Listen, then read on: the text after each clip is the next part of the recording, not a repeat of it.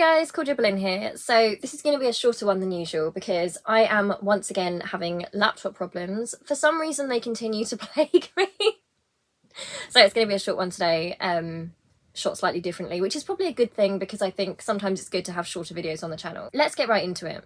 So it was Meghan's 42nd birthday quite recently, and I kind of wanted to make this video about a bizarre experience that I had. So on her birthday, I was on Twitter, as I'm always on Twitter, like that's how you know if I'm not okay, if I'm not on Twitter. I'm constantly on there. And actually I'm so annoyed, just off topic slightly. There's you know, Elon Musk is like in charge of Twitter now, and there's actually a limit on direct messages you can send to people. And you see, I message my brother Dan and we message each other back and forth like 1,000,000 times a day. So the other day I was messaging him and then the audacity of this comment comes up to say, oh, you've used up your messages for today. So we had to go to other messenger and I was inconvenienced, mildly inconvenienced, but that was annoying. But yeah, so I'm on Twitter a lot and it was Meghan's birthday. And I was really surprised at, well, not surprised, but I think surprised is the wrong word to use. It's not surprise, it's not shock. It's a sort of feeling of dread and creeping horror and sort of watching something unfold that you kind of were already aware of, but to keep seeing it is depressing. You know, I know when I make these videos, some of you guys say that, you know, I don't watch all the videos or I only wait till I'm in the right headspace to watch them because it's quite depressing. And I completely agree with you. I mean, I feel that myself. I think that following this, which is a hate campaign which is rooted in racism and sexism and lots of stuff, I feel like it does really bring you down a lot. And I think that's a good thing though, because I think that's a sign of having empathy, honestly. It is disturbing to me how many channels who are anti Meghan and Harry, which again, like, I've got no problem with that. You know, people can be for or against whoever or whatever they want. You know, it's a free world, you know, think whatever you want. But the sheer amount of nastiness, and it is nastiness, it's a bullying mentality. It's a kick that I think for me, it brings me back to days at school. Something that's so childish and that you can forgive in children, right? You can forgive it in children, you can forgive it in teenagers because they're navigating the world. But usually, you know, people make their mistakes, they learn, they become nicer adults, right? And to see that these people have just been laying dormant for a while. Like, if you look at some of these anti-Meghan channels, it's pure hatred, right? They will mock her face and what she wears and how she speaks, and they will make up reasons to hate her. And it feels like 12-year-old bullies trying to get at somebody that they think is different at school and maybe is somebody that they feel deep down a little bit jealous of. No, it's like a team, it is like an entertainment for them, and I think that's the thing that's really disgusting, because I think something that we talk about a lot when it comes to being online, I think the thing that really gets me, and I've been thinking about this a bit, is that it's become a sort of team sport bonding exercise. And the idea that bullying a person, right, not for their beliefs or what they say or what they do, but for what they look like and how they speak and all these different things. You know, when you look at the grand scheme of things, even people who don't like Meghan for whatever reason, there really is no justification for the level of hatred she's getting. You know, even from people who don't like her, say, for her politics or for that sort of thing. There's no justification for this. It's like they want to make excuses to do it. They really do enjoy it. And I'm imagining, you know, all of these people like coming home from work or whatever they're doing in the day, and then their bit of fun for the day involves ripping into Meghan Markle. It's become like a British bonding experience between certain people, and that really disturbs me. And it actually reminds me of, so I've been on YouTube since I was 19. And my time on YouTube has been so varied. I mean, I've told you before, like, my brain is such a mash of different things. Like, I'm neurodivergent, so I have different special interests and hyperfixations and social justice stuff, mental health stuff, fandom stuff that nobody cares about, ASMR, everything. But I started out and I did start talking about feminism and stuff like that. And obviously, because I started when I was 19, you know, a lot of my stuff has evolved a lot now. You know, you do. As you get older, your opinions change, or they grow, or they might become more nuanced, hopefully, or something like that. But I experienced something a bit similar, where, you know, I would get troll videos and things really tearing me apart. And it wasn't for what I said. That's the thing that I think is so awful and dehumanizing that we're seeing with Meghan Markle. And I think that's why it hits a lot of us really hard.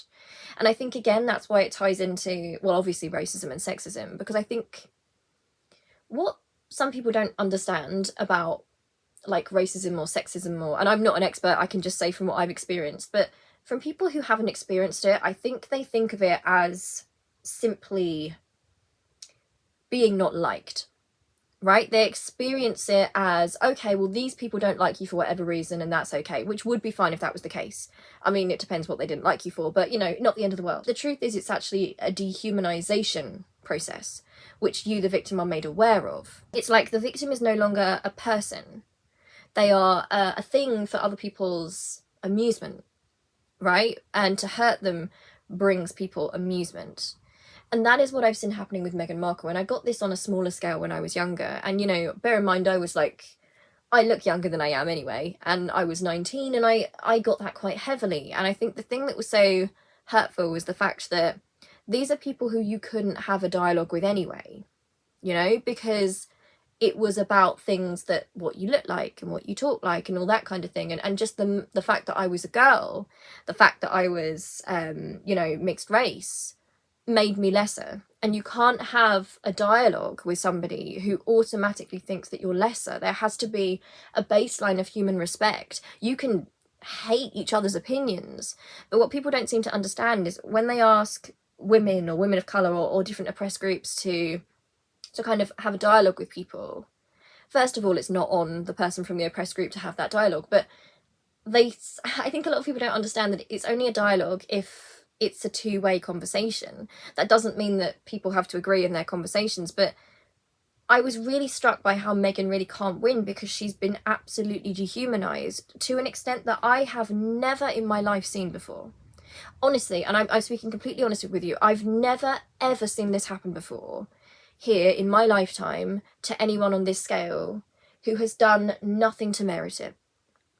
It is something that is so commonplace, you know, to see these things coming up on Twitter, to see the picture of her and Harry. I believe they were seen talking to some recipients of an award over the phone, right? And I was really glad to see Meghan, to see that she was glowing, she looked beautiful, she looks elegant as usual. And it really is true. I know I keep going over this and it's probably boring, but the idea that they won't stop until Meghan is dead, right? Or she's vanquished. But that's not even, I don't even think that's what they want. I think they want her humiliated, because if Meghan actually did go, God forbid anything happened to Meghan, and I don't think I could ever forgive people if anything did, they would have lost their entertainment, because that's what it is to them. And it's all like, sorry this is so rambly, but it's like Harry taking on the tabloids. It's that mentality of treating other human beings like they are not humans, like they are entertainment to be consumed, and like they're just not people. And that is just such a scary thing. It's like when Harry describes the way the tabloids have treated him growing up, it was dehumanization. It was treating him like he wasn't a person. He was a thing. He was a commodity.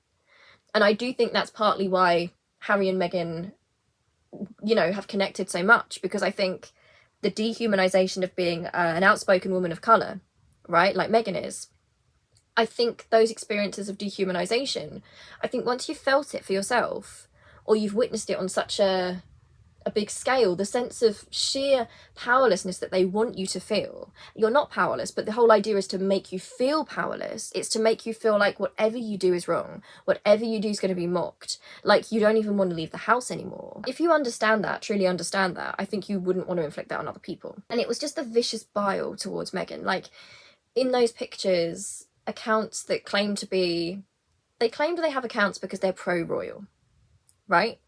And yet they were mocking what she looked like. Even just like a single, like, tiny video of that couple together, they were trying to make it into something they could humiliate her with, right? And it was worse. The one I saw that was worse was she was seen, I believe, I don't know if it was a birthday dinner or something, I don't really know, but there were some photos going around of Meghan in a kind of black and white stripy dress, you know, glowing, looking so beautiful. And again, like, it still baffles me because, you know, these people are so racist at this point, or just indoctrinated into this hate campaign, that they can't see that, you know, objectively, Meghan is a very beautiful woman. And I'm not saying that has anything to do with whether people like her or not. But the fact that in their minds, they've actually, in their minds themselves, transformed her into something else is so disturbing. You know, goodness knows what the rest of us are gonna do. If Meghan's supposed to be not good looking, then what hope do we have, you know? This one picture of them, you know, coming out of a restaurant, and they were mocking her for the black and white. They were making stupid childish comments about how she looked like a zebra, you know, and oh, you know, or she looks frumpy, or she looks like this. And I won't put the tweets on my screen, but there's some quite big familiar accounts doing it. And when you look at the comments, they're just all these little nasty people who probably were bullies at school. In fact, no, I don't think they would have been the bullies at school, because I often think that the actual bullies at school probably have a chance to come back from it. I think the ones you got to watch are the followers. I think the people who enjoy the bullying, but like they get entertainment out of it, but they've got nothing on the line, are the sort of people you have doing this now. And all it takes are a few charismatic bullies to get them into that frenzied excitement of tearing another human being down based on something so ridiculous, right? And it is just a joy in bringing her down. And I know I've gone off on a tangent here, but when we talk about social media and we talk about, you know, how in some ways it can be good, in some ways it can be bad. And to be honest, it's how we use it, right? It's just the same humans as we've always been, but we're on a different platform. And, you know, yeah, there is good and there's bad. And sometimes it shows up the best in people, like when people, you know, crowdfund a charity, or they give support to someone, or they share their really good news and their good moments and help each other. You know, you've got the bad things as well, where sometimes it's easier to harass people. It's easier to bully. You know, it's easier to see that darkness in the world. I don't think it's a social media thing, but, you know, this whole idea that people are hungry to take part in the tearing down of her, not her opinions. And I need to make this super, super clear, because, you know, it's fine if someone's got awful opinions, right? Go for it. You know, say that is a ridiculous opinion because of such and such, and I think that's horrible. I think that makes them a horrible person. But this is not for some opinion. This is like a modern day, and they think there's no consequences because they're not there. This is a modern day hateful, I don't know how to describe it, group attack on a woman of colour who they think's got above herself.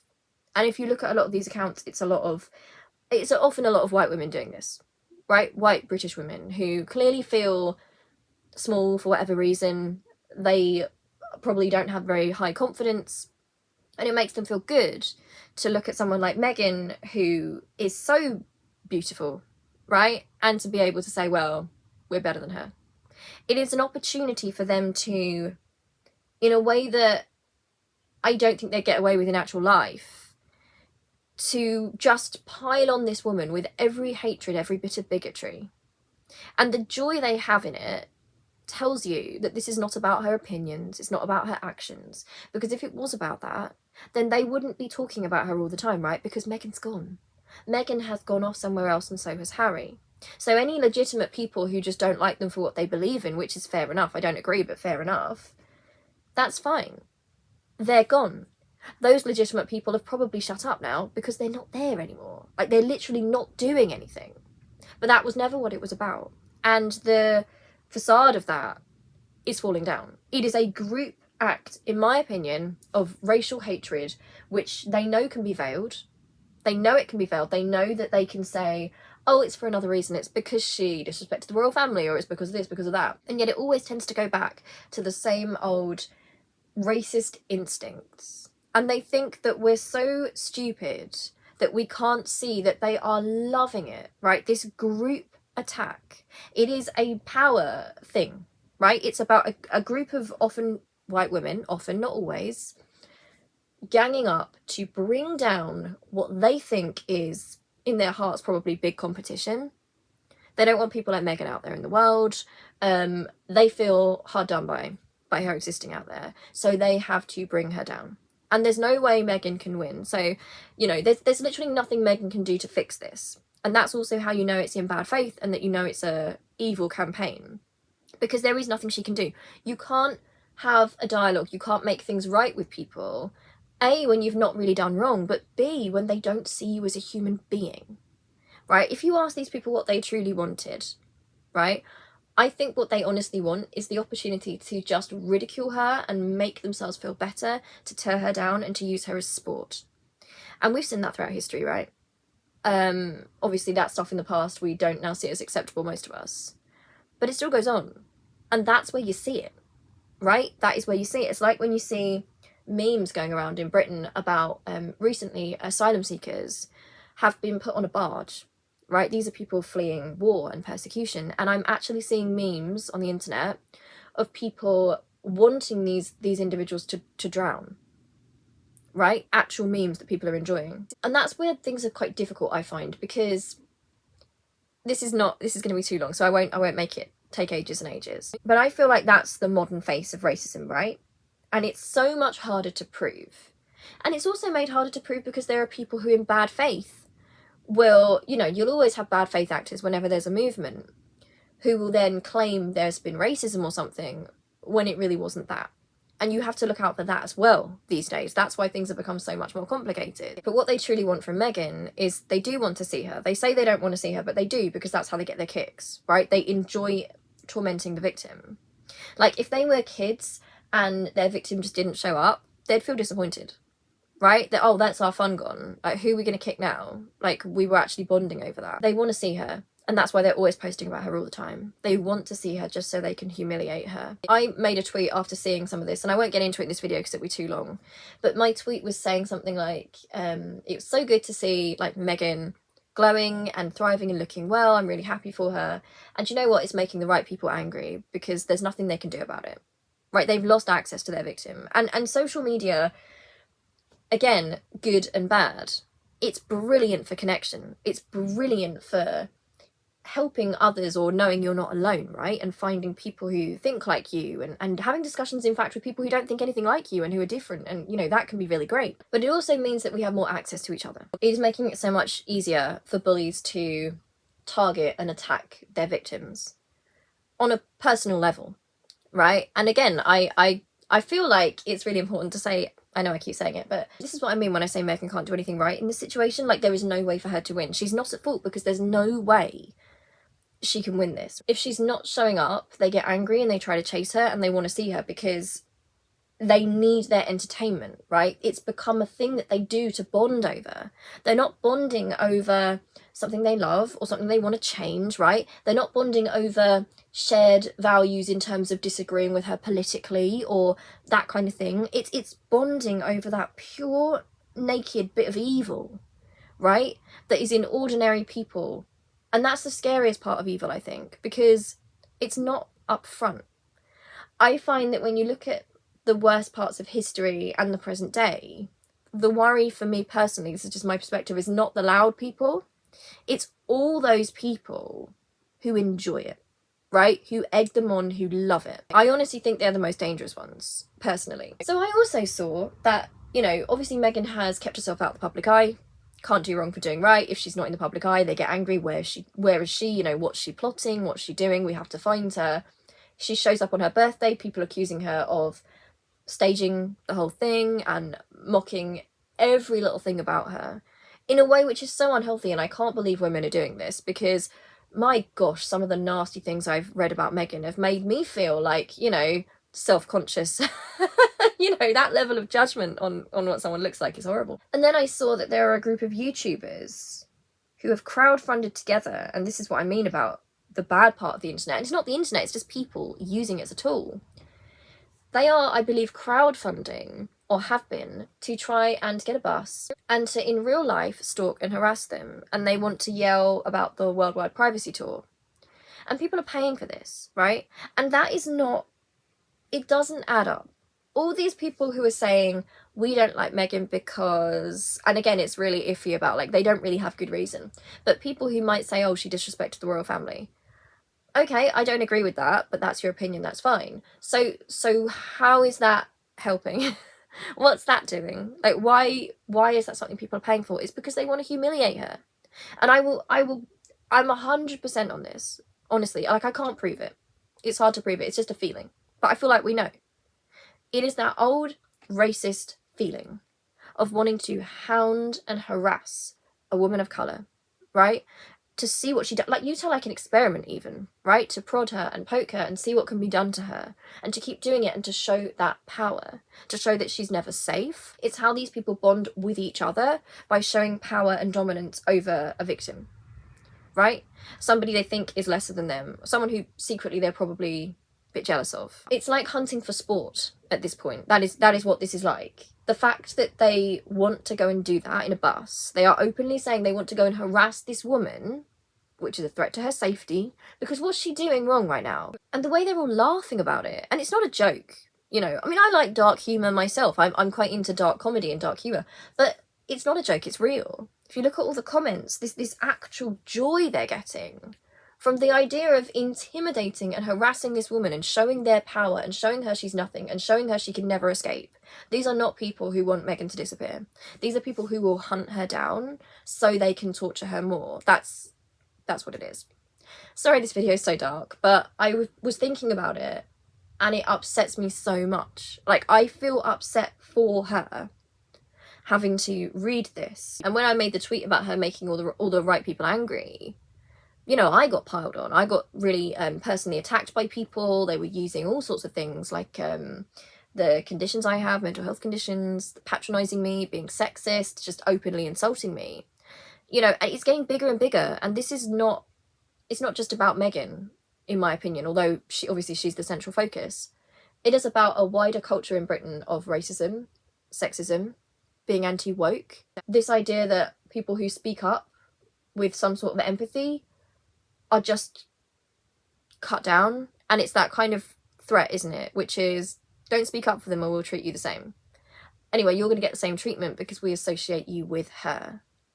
And that's dangerous to me. That's really horrible. And it's just interesting because I know a lot of other people who had posted about Meghan on her birthday were receiving the same sort of abuse. And I honestly can't even imagine what that does to Meghan's mental health. I'm so glad she's got support around her. I'm glad that she's with her family and she's got friends and they're away from all this.